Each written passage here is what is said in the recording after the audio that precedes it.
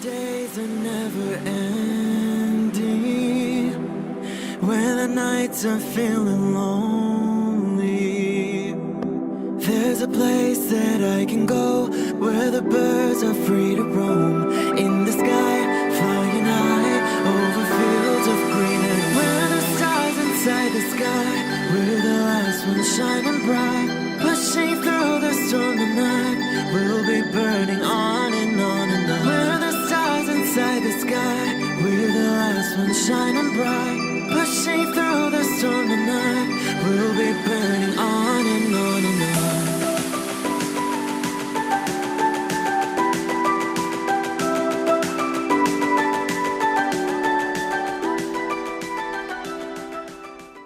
Hello Pisces, this is Inspire 2016 with your weekly tarot reading for the week commencing the 11th of November until the 18th of November 2019. The first card for you is representing, how do you feel about yourself? Your card is the Two of Swords. You are currently being faced with a difficult decision, but you are attempting to hide from it and pretending to yourself and others that if you ignore the decision long enough, it will go away of its own accord. However, the decision will not go away simply by your willing it to depart. Your conscience will eventually force you into facing your refusal to deal directly with the situation. The Two of Swords therefore serves as a reminder that life's decisions are frequently quite difficult and raise the possibility of painful consequences. However, you must take the bull by the horns and make your decisions with your best intentions, fully aware of the possible consequences. Avoidance will ultimately lead to a greater conflict. The blindfolded woman in this card is also an indication that you lack the information you need to make the right decisions at this time. You may be missing something, such as threats or potential risks, alternative solutions, or key pieces of information. Once you are able to remove your blindfold and see the situation for what it really is, you will be in a much better position to determine your path forward. Research your options more widely, seek outside opinions and feedback, and ask yourself what you are missing here. Why is this decision so challenging to make? What extra information do you need? The second card for you is representing, what do you want most right now? Your card is the Seven of Swords.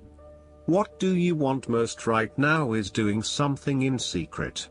Hoping that you are safe and undiscovered, something goes awry and your secret is revealed to your embarrassment. This card therefore urges caution when attempting to use cunning or deception to gain an advantage over someone or something else. There is no question that there are times in life when it is necessary to act shrewdly or do something in secret. Perhaps you had to think on your feet and act in a way that was not exactly all above board. Perhaps you had to go behind other people's backs in order to manifest your desires. Perhaps you felt like you needed to cheat or take the easy way out. If acting shrewdly is something you must do, it is essential that you do this with a clear conscience and you are fully aware of the potential consequences of your actions. Taking the easy path is not always the best path, and sometimes you just have to exert a decent amount of effort to achieve what you want. You may be tempted to sneak away from a particular situation that is not working for you anymore, rather than dealing with it head-on. As you do not feel ready to deal with the issues, you are aiming for a solution where you can just escape and not have to worry about it all. Are you trying to run away from commitment, responsibility, hard work or love? You may be procrastinating, letting problems slip and become worse because you do not want to deal with them. Sometimes you just have to face what has to be faced. So, the question is this realistic? Will this escape really accomplish what you want to and need to accomplish? Will it address the fundamental issues at hand here? The likely answer is no, and it may simply be an easy way out for now. The third card for you is representing your fears. Your card is the Nine of Pentacles. You are afraid of financial setbacks, or you have experienced a loss due to unwise decisions or foolish actions. Your foundations may be about to give way. If they do, learn from your mistakes and build a more solid and secure foundation next time. The Nine of Pentacles can also indicate an overinvestment in work. You are working long hours at the detriment of your personal life. This is a good time to return to a natural setting, for example a forest, beach, mountain or lake, to restore your energies and rejuvenate yourself. You may need to release some of your focus on needing to sustain particular income and a particular standard of living, especially if this is coming in the way of other life priorities such as family or relationships. You may think you need the best of everything, but really, all you need is your family and loved ones around you. Do not be afraid to take a cut to your income for a short time or to reduce your hours at work, even if this means that you have to eat rice and beans each night for a week to make up for it. It is important that you are focused on what is most important to you. Finances may need to come second, and while you need to at least have food on the table, there may be some areas where you can cut back and reduce your dependence on material wealth. You want to be able to lead a luxurious life, but there is something getting in the way. For example, part of you knows you deserve a beautiful home, but another part of you doubts yourself and whether or not you can truly afford it, or whether you are going too far and splurging. You want to be surrounded by beauty, but you also do not want to be dependent on material possessions for your satisfaction and fulfillment. You do not want to be seen as spending your money frivolously, and so you are reluctant to invest in luxury. The fourth card for you is representing what is going for you. Your card is the Two of Pentacles. You may need to find balance between opposing desires and interests in your current relationship.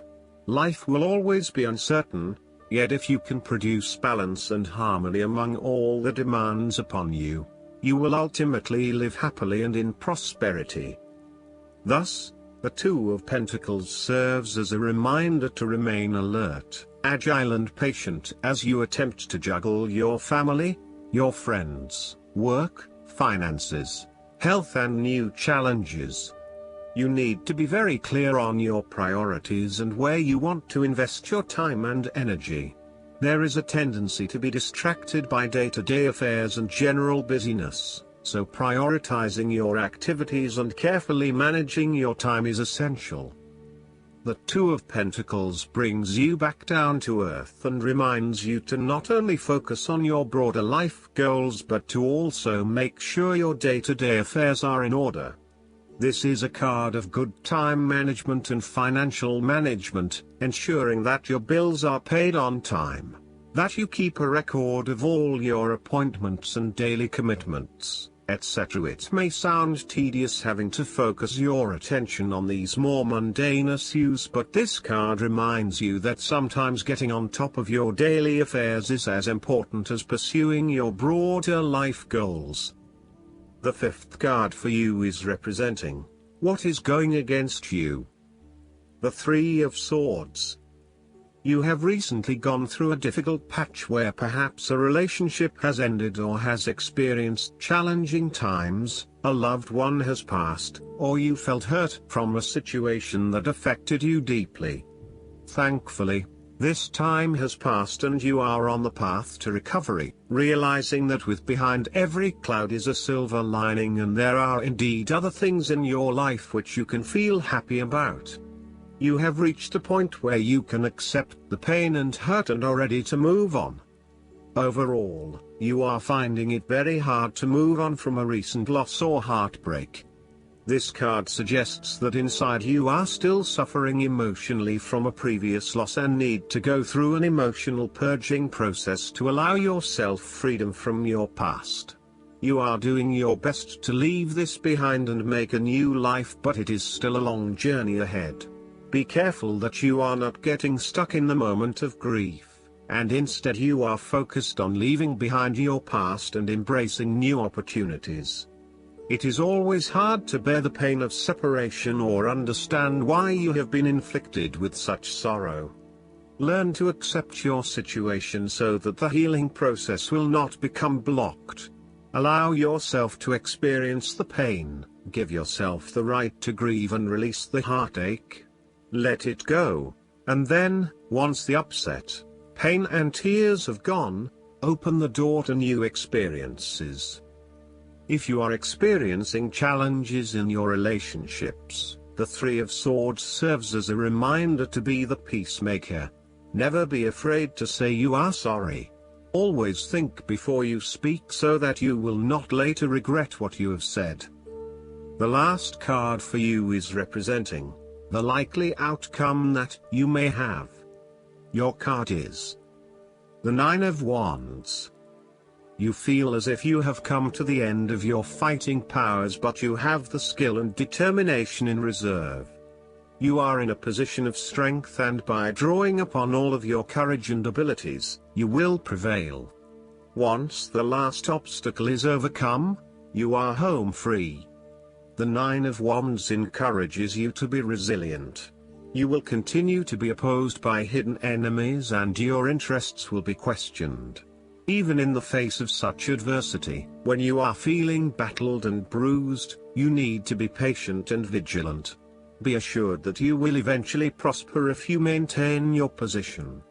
And remember, if you do not succeed at first, then try again. You may have experienced setbacks that now leave you feeling distrustful of others or even yourself. The turning point will come when you are able to leave the past behind you and to cultivate a more open mind about the future. While you have experienced losses in the past, it does not mean that you have to experience further losses in the future. Turn a new leaf and push on. Sometimes, the Nine of Wands encourages a risk-averse approach. You need to expect the worst and therefore take extra precautions to avoid any negative consequences to your plans. You need to be on guard and wary of any potential obstacles or opponents who may stand in your way. Last but not least, the guidance card for you is the Seven Vows of Poverty. This card means that your finances are being affected by vows of poverty that you have taken in the past. At one time it was common for spiritual and religious seekers, monks, and nuns to take a vow of sacrifice, including forsaking personal income and comforts. Vows of poverty, self-denial, and chastity can block you in this lifetime. If you have chronically negative patterns with respect to your finances and relationships, it's helpful to release their hold over your life. This is nothing to fear, and anyone can do this. It's a matter of saying aloud or silently, I hereby sever and release any vows of poverty, self-denial, self-sacrifice, or chastity that I may have made in any lifetime. And I ask that all effects of those vows be forever undone in all directions of time for everyone involved. Your body may shudder as you release this pent-up energy, and as soon as you do so, you should notice improvements in your abundance flow and relationships. You only need to sever these vows one time, and their effects are lifted. I hope that you enjoy everything, and if you like the reading, just please click subscribe and you will get instant notifications every time we publish a new video right to your YouTube. Thanks.